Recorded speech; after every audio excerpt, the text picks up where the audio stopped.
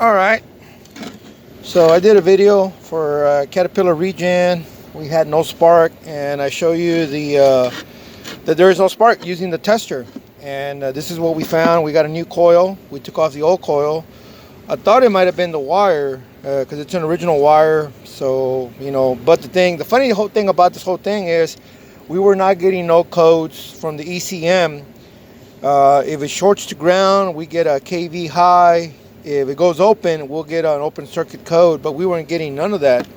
But of course, as you can see, maybe it was just enough to meet the threshold so it wouldn't trigger a fault code. So we went ahead, and anybody that knows anything about these Caterpillars, you know these things are buried in there. But anyway, you know, you got to get to it, you got to get it out, and you got to get it replaced. Lesson of the day, you know, a lot of these guys, we do regens, you know, daily, and it's easy to fall into your routine, you know, do this and it'll fix it.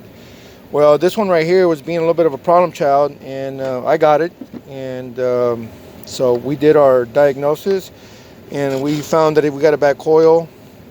Uncommon, but this is from lack of maintenance. The unit has other issues that we're going to tell the customer about that caused this condition.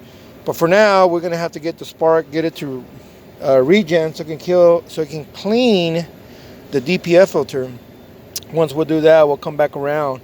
But anyway, just to update you, this right here was the problem. I mean, you can see she's wore out. Anyway, thanks, like, subscribe. We'll keep them coming.